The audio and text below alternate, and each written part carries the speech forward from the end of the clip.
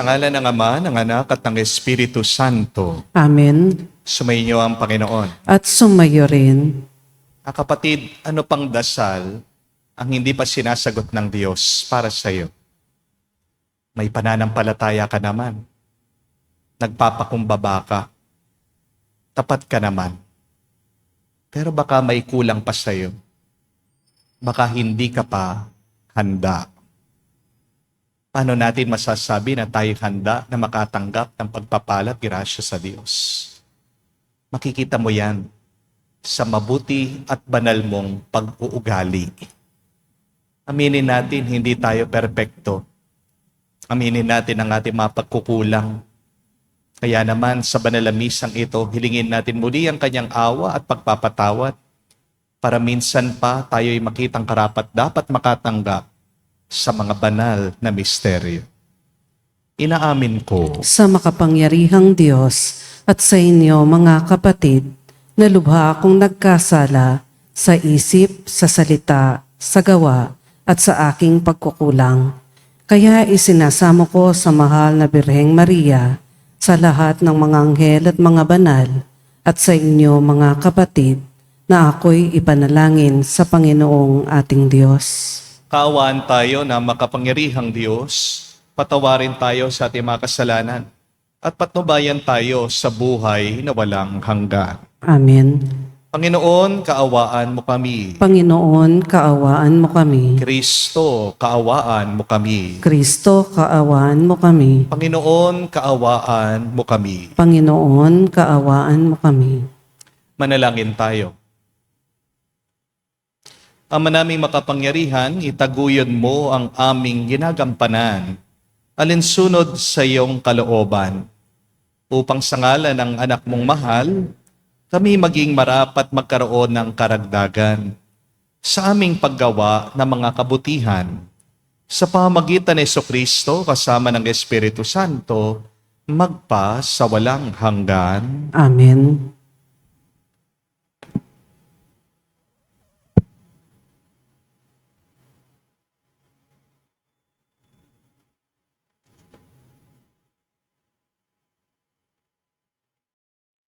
Pagbasa mula sa ikalawang laklat ni Samuel. Matapos magsalita si Nathan kay David, pumasok sa tolda ang hari, umupo at nanalangin. Sinabi niya, "Sino ako, Panginoon?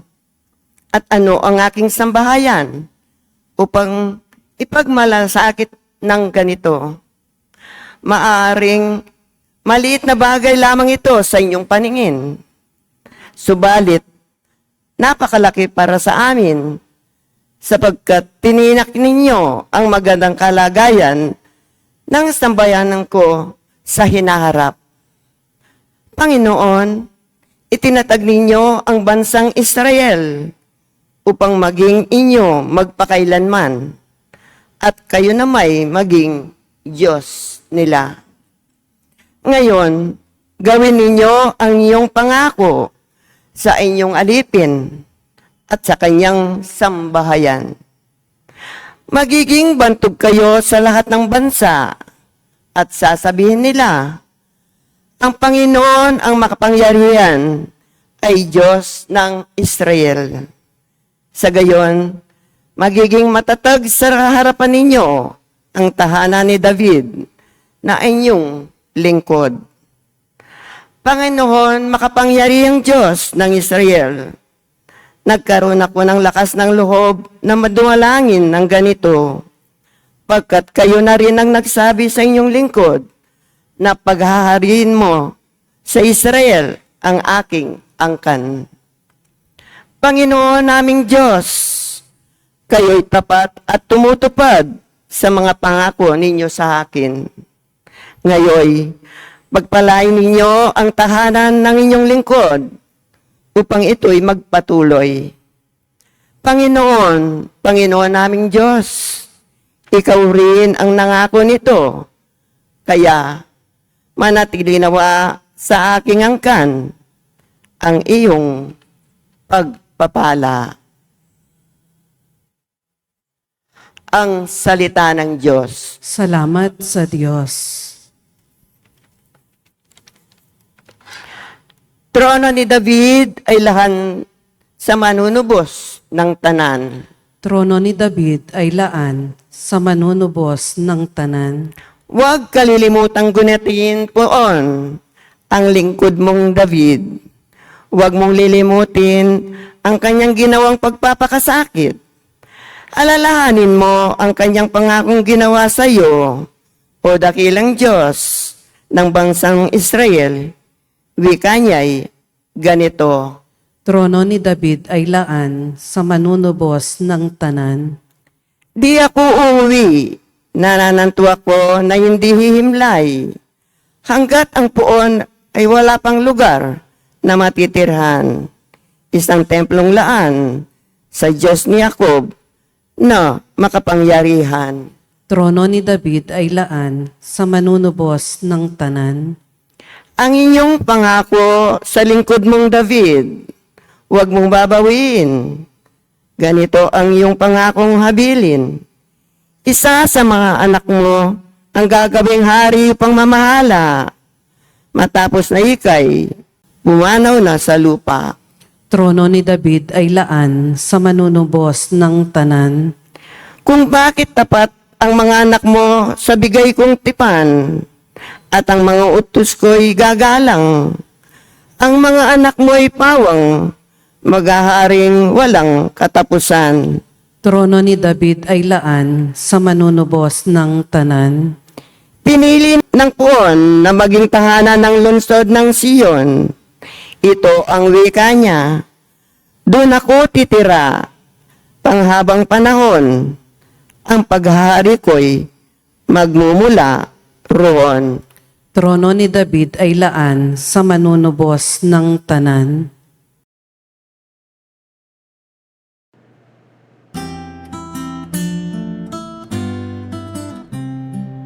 Alleluia, alleluia, alleluia, alleluia, alleluia, alleluia, alleluia, alleluia, alleluia, alleluia, alleluia, alleluia. Tanglaw sa aking paglakad, sa paghakbang sa iyong landas. Aleluya, aleluya. Sumainyo ang Panginoon. At sumayo rin. Ang mabuting balita ng Panginoon ayon kay San Marcos. Papuri sa iyo, Panginoon. Nung panong yon, sinabi ni Jesus sa mga tao, sinisindihan ba ang ilawan para itago sa ilalim ng takalan? O kaya sa ilalim ng higaan?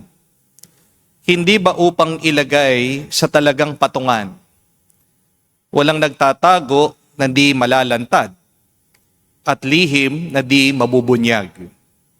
Ang may pandinig ay makinig.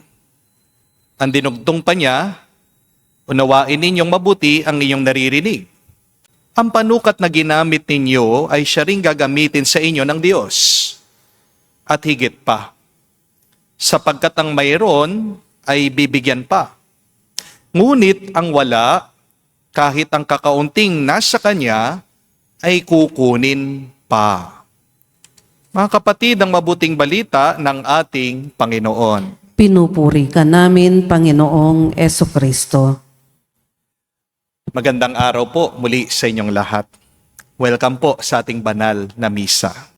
Mga kapatid, ito po ang gusto kong tandaan ninyo. Hindi lahat ng iyong pinagdarasal ay ibibigay sa iyo ng Diyos. Kadalasan, ang binibigay ng Diyos sa iyo ay yung kaya mong ingatan, pagyamanin, at palaguhin. Amen? Yan pong ibig sabihin dun sa turo ng ating Panginoong Jesucristo. The one who has, more will be given. The one who has not, even what he has, will be taken away. Ano yung binabanggit niyang has? Ano yung meron na tinutukoy ng ating Panginoon? Ang meron dito ay yung ugali ng pag-aalaga, pagpapahalaga, at pagyayaman sa pinibigay ng grasya ng Diyos. Kaya nga po, balikan nyo itong ating nabasang ebanghelyo. Sa umpisa pa lang, nagbigay ng larawan ng ating Panginoong Hesukristo. Ano ang sabi niya? Hindi daw nilalagay ang ilaw sa ilalim ng buslo o sa ilalim ng kama. Ibig sabihin, hindi sinasayang ang binibigay niyang biyaya. Kapag binabaliwala mo ang bigay ng Diyos, hindi ka na niya bibigyan muli. Amen? Understand? God will not give you more if you do not appreciate and cultivate. Kwento po ng isang kaibigang kumpare na na-assign po sa Roma, sa Italia. Wag na wag nyo daw pong sasabihin na masarap ang pagkain kapag kayo ay kumakain sa restaurant. Bakit? Kasi kapag daw narinig nung chef, nung tagaluto, na nasarapan kayo doon sa kinain niya, alam niyo pong gagawin niya? Lalabas daw po siya sa kusina, makikipag-inuman siya sa inyo. Ibibili kayo ng wine, ililibre yung inyong pagkain. Ayan. Dahil in-appreciate mo yung luto niya, dadagdagan pa niya yung pagkain na in-order niyo. Tingnan niyo po, mga kapatid. You will have more if you are more grateful. Amen? Tanong, bibigyan mo ba ng pagkain yung bata? Kung nakikita mo, nilalaro-laro lang niya yung kanyang pinggan. Di po ba hindi na? So understand, when God does not answer your prayer, God is just preparing your heart and your character. So before asking God for something, ask first yourself. Can I manage the blessings that God will give me? Bago ka humingi sa Diyos, maging tapat ka sa sarili mo. Tanungin mo ang sarili mo, handa ba ako? Kaya ko ba natanggapin? Kaya ko ba naalagaan yung pagpapala at blessing na tatanggapin ko sa Diyos? Anybody can receive God's grace, but not everybody can keep God's grace. Mahalaga pong maunawaan nyo. Tayong lahat pwede tayo makatanggap ng biyaya galing sa Diyos. Pero hindi tayong lahat kayang hawakan, kayang manatili ang pagpapala ng Diyos sa ating buhay. Because some of us are irresponsible. Amen? Remember and understand, God's blessings come with responsibility. Tignan mo muna yung kasalukuyan mong buhay bago ka humingi sa Diyos. Baka naman, dasal ka na ng dasal. Gusto mo, magkaroon ka ng bagong bahay. Pero tinitignan din ni Lord yung kalagayan ng kwarto mo. Parang binabagyo araw-araw. Di po ba? Pagkarumi-rumi. Kung nga kwarto pa lang, hindi mo na maayos. Bahay pa kaya? Hindi po ba? Paano ka bibigyan ng magandang damit ng Diyos? Yung suot mo pa lang, tinatapon mo kahit saan. Nagdadasal kang yumaman. Pero nakikita ni Lord, hindi mo pa kayang humawak ng mabuti ng pera. Ang dami mong bisyo, puro kaluho. Wala kang pagpapahalaga. Di po ba? Nagdadasal ka, gumaling ka sa iyong sakit. Pero araw-araw naman sinisira mo yung iyong katawan. Palagi ka puyat. Sobra ka sa kain, wala ka naman talagang disiplina, puro ka na-i-stress. Nagdadasal ka, pumasa ka sa board exam. Pero si Lord, nakikita niya yung notebook mo, blanco, walang laman, kumokopya ka lang sa iba, puro ka late, kakaunti ang iyong effort. Kapatid, patunayan mo muna sa Diyos, deserve mong bigyan ka ng mas marami. Kung yung ngayon pa lang hindi mo maparami, paano papaparamihin ng Diyos yan? Hindi ka binibigyan ng Diyos kung may dahilan ka, kung hindi mo kayang dalhin ang kanyang grasya. Hindi ka bibigyan ng Diyos kung hindi mo kayang dalhin ang grasyang bigay niya. Hindi dahil kuripot ang Diyos, kung hindi dahil mahal Kanya. Kung makakasira naman sa iyo yung ibibigay niya, di ba? Hindi ka muna niya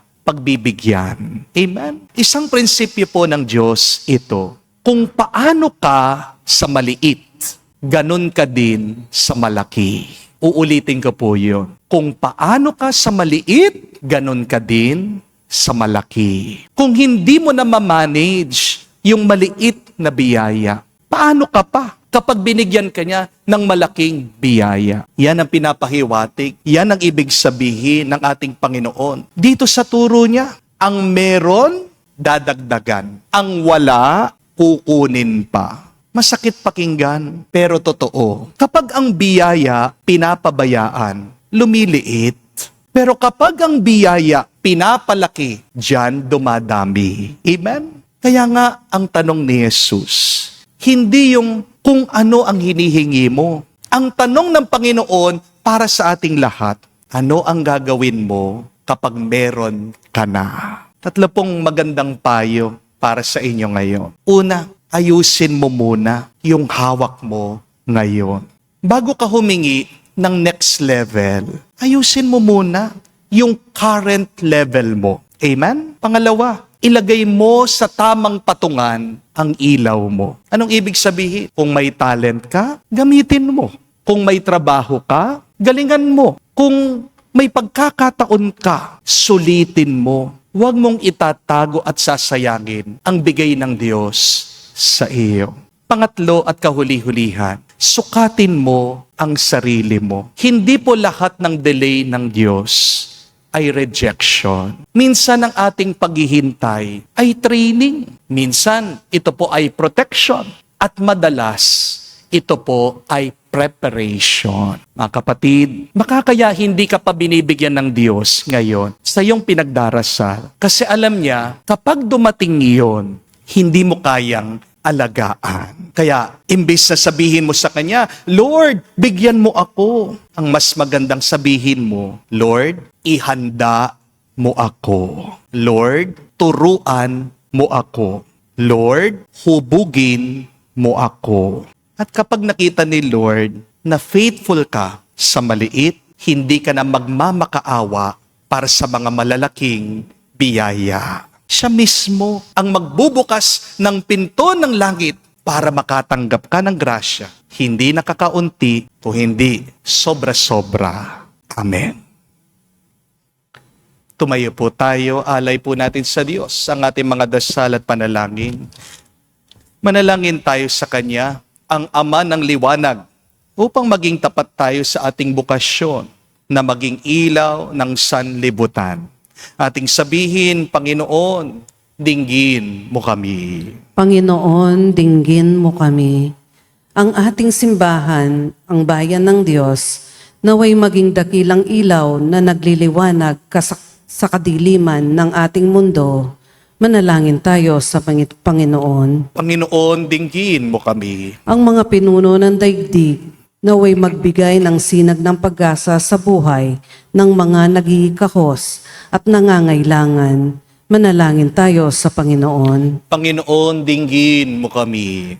Ang lahat ng mga Kristiyano naway maging tulad ng ilawan sa tuktok ng bundok upang maging gabay ng mga taong naglalakbay dito sa lupa patungo sa Diyos.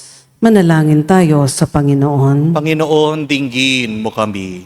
Sa katahimikan po ng ating puso, banggitin natin, sabihin natin ngayon sa Diyos ang ating mga personal na kahilingan. Ama naming Diyos, bigyan mo kami ng bagong kamulatan at lakas upang maitalaga namin ang aming sarili sa paglilingkod sa aming mga kapatid, upang ang liwanag mo ang tumatanglaw sa lahat. Hinihiling namin ito sa pamagitan ni Kristo, aming Panginoon. Amen.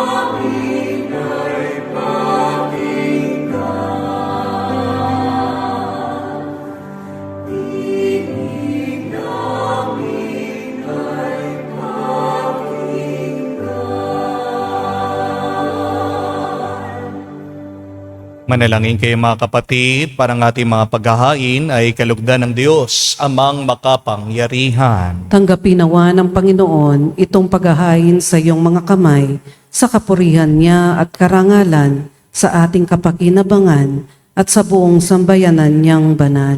Ama naming lumikha, tanggapin mong malugod ang aming mga handog. Ngayon ang kabanalan ay iyong dulot. Kami sumasamo sa iyong lumuluhog upang kaligtasan iyong ipagkaloob. Sa pamagitan ni Jesucristo kasama ng Espiritu Santo, magpa sa walang hanggan. Amen. Sumainyo ang Panginoon. At sumayo rin. Itaas sa Diyos inyong mga puso at diwa. Itinaas na namin sa Panginoon. Pasalamatan natin ang Panginoong ating Diyos. Marapat na siya ay pasalamatan. Ama namin makapangyarihan, tunay nga marapat ikaw ang aming pasalamatan sa pamagitan ni Jesucristo na aming Panginoon. Siyang naging kapwa naming maasahan upang may manguna umako sa pananagutan. Dahil langad mong magbago ang kinamihas ng pagkakanya-kanya ng sangkatauhan, bunga ng pagtitiis, siya ang nanaig at ang kamatayan ay kanyang nalupig. Kaya siya ang aming daan para aming masapit ang iyong tapat at maasahang pag-ibig. Kaya kaisa ng mga anghel nagsisiawit ng papuri sa iyo. Nang walang humpay sa kalangitan, kami nagbubunyi sa iyong kadakilaan.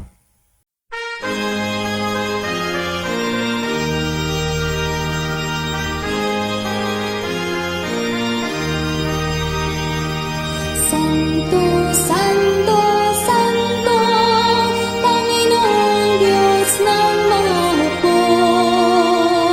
Napupuno ang langit at lupa ng kadakilaan mo. Hosana sa kaligtasan, pinagpalang na Panginoon sa ngalan ng Panginoon. Hosana sa kaligtasan, Hosana sa kaligtasan. Ama naming banal, ikaw ang bukalan tanang kabanalan. Kaya't sa pamagitan ng iyong Espiritu, gawin mong banal ang mga kaloob na ito, upang para sa amin maging katawan at dugo ng aming Panginoong Heso Kristo.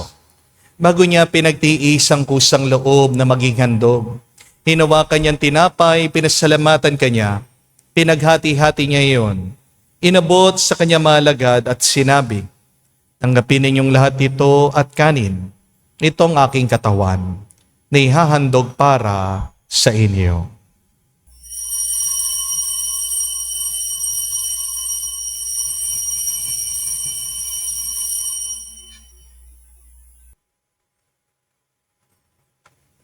Gayon din naman, matapos ang hapunan, hinawakan niyang kalis, muli kanyang pinasalamatan. Nabot niyang kalis sa kanya malagad at sinabi, tanggapin ninyong lahat ito at inumin. Ito ang kalis ng aking dugo, ng bago at walang hanggan tipan. Ang aking dugo na ibubuhos para sa inyo at para sa lahat, sa ipagpapatawad ng mga kasalanan.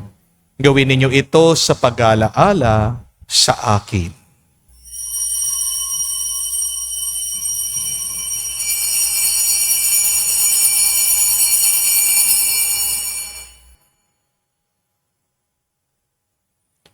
Ang misteryo ng pananampalataya.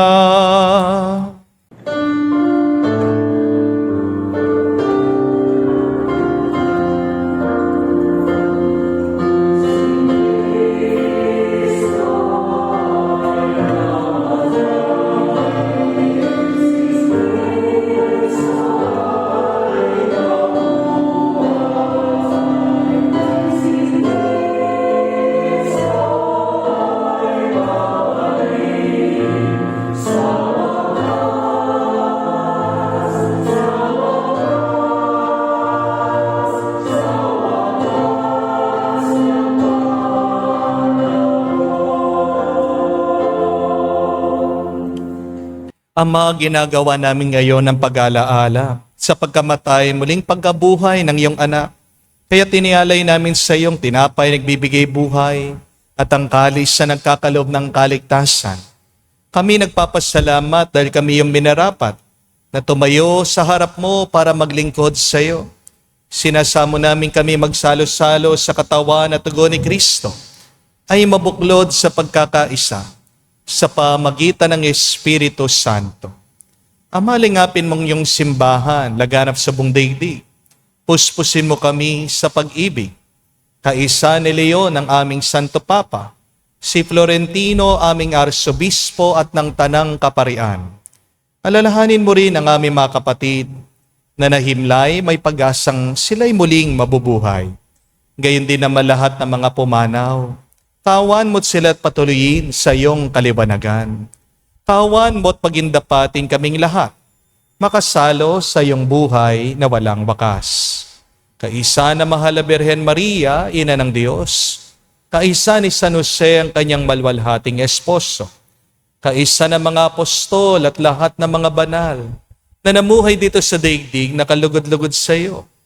May pagdiwang nawa namin ang pagpupuri sa ikararangal mo sa pamagitan ng iyong anak aming Panginoong Jesucristo.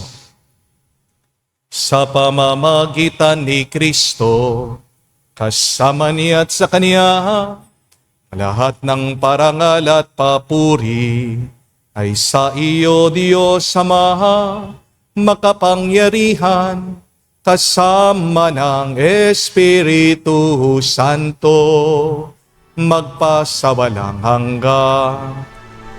Amen. Amen. Amen. Amen. Amen. Amen. Sa nakagaling na utos sa turo ni Jesus sa Panginoon natin na Diyos, ipahayag natin ng lakas, loob.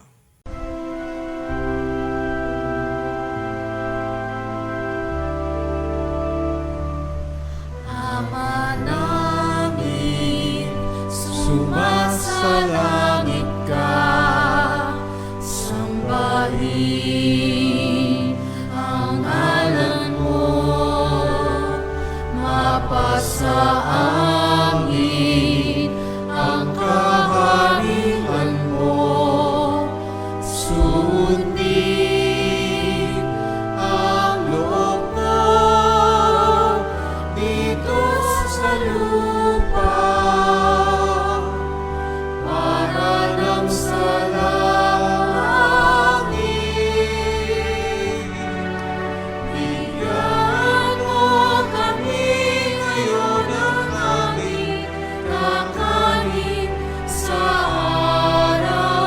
araw-araw at patawarin mo kami sa aming mga sala para ng pagpapatawad namin sa nagkakasala sa amin. At huwag mo kami ipahintulot sa tukso at iadya mo kami sa lahat ng masama. Hinihiling namin kami adya sa lahat ng masama, pagkalooban ng kapayapaan araw-araw, ligtas sa kasalanan, ilayo sa lahat ng kapamakan. Samantalang aming pinanabikan ang dakilang araw ng pagpapahayag ng tagapagligtas naming si Jesucristo. Sapagkat iyo ang kaharian at ang kapangyarihan at ang kapurihan magpakailanman. Amen. Panginoong Jesucristo, sinabi mo sa mga apostol, kapayapaan ang iniiwan ko sa inyo. Ang aking kapayapaan, binibigay ko sa inyo. Tunghayan mo ang aming pananampalataya at huwag ang aming pagkakasala. Pagkalooban mo kami ng kapayapaan at pagkakaisa ayon sa iyong kalooban, kasama ng Espiritu Santo, magpa sa walang hanggan. Amen. Kapayapaan ng Panginoon ay laging sumainyo. At sumayo rin. Magbigayan po tayo ng kapayapaan sa bawat isa. Peace with you po. Kapayapaan po sa inyong lahat. Cordero ng Diyos na nag-aalis ng mga kasalanan ng sanlibutan, maawa ka sa amin. Maawa ka sa amin. Cordero ng Diyos na nag-aalis ng mga kasalanan ng sanlibutan, maawa ka sa amin. Maawa ka sa amin. Cordero ng Diyos na nag-aalis ng mga kasalanan ng sanlibutan, ipagkaloob mo sa amin ang kapayapaan.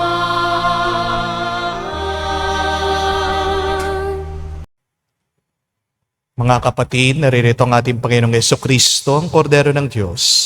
Siya nag-aalis sa mga kasalanan ng sanlibutan. Mapalad tayong lumalapit sa piging ng Kordero. Panginoon, hindi ako karapat-dapat na magpatuloy sa iyo, ngunit sa isang salita mo lamang ay gagaling na ako.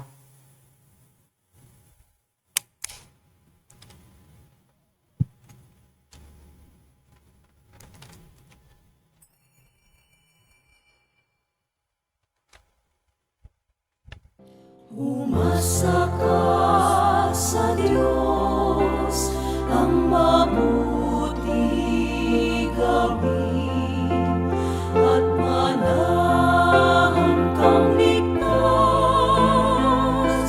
sa lupain. Sa Diyos mo hanapin ang kaligayahan, at pangarap mo ay makakamtan.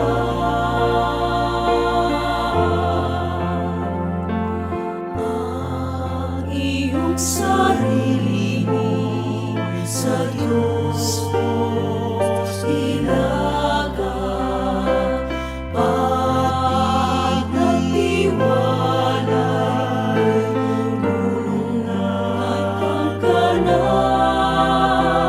ang kabutihan mo ay magliliwanag, katulad ng araw kung tanghaling tapat. Umasa ka sa Diyos, ang mabuti gawin, at manahan kang ligtas sa lupain. Sa Diyos mo hanapin ang kaligayahan, at pangarap mo ay makakamtan.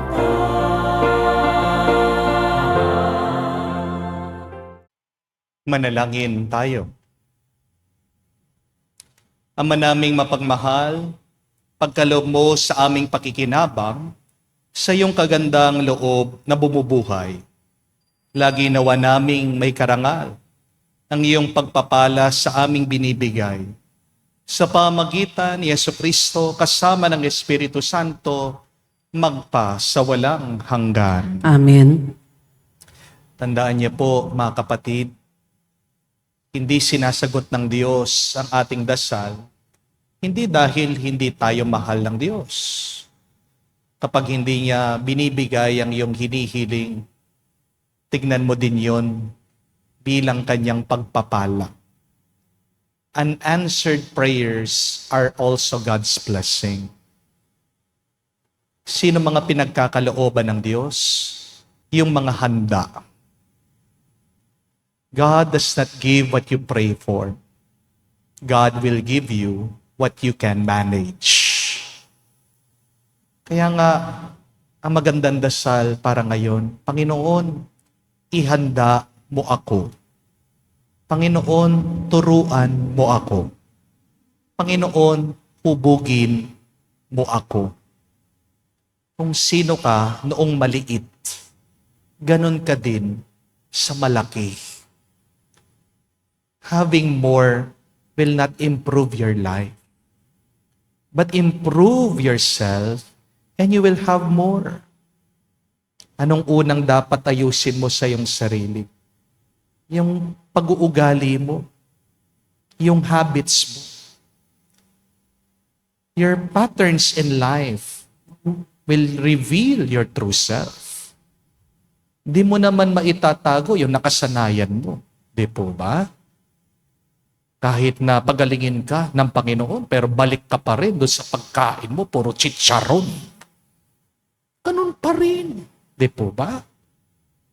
Kahit natambakan ka ng pera ng Panginoon, kung lustay ka naman, palagi kang nag-order sa Shopee, sa Lazada, palagi kang nakikipag-inuman, nililibre mo lang lahat ng mga tao. So ask yourself that question, do I manage the graces of God properly in my life? Tingnan mo muna yung pag-ugali. Yan ba ay marunong magpahalaga? Marunong ka bang magpayaman sa binibigay ng Diyos sa iyo? Pag handa ka na, diyan darating ang mas maraming grasya. Sumainyo ang Panginoon. At sumayo rin. At kayo'y basbasan ng Diyos, makapangyarihan sa lahat, sa ngalan ng Ama, ng Anak, ng Espiritu Santo. Amen. Ang ating misa'y natapos na. Humayo kayo sa kapayapaan ni Kristo. Salamat sa Diyos.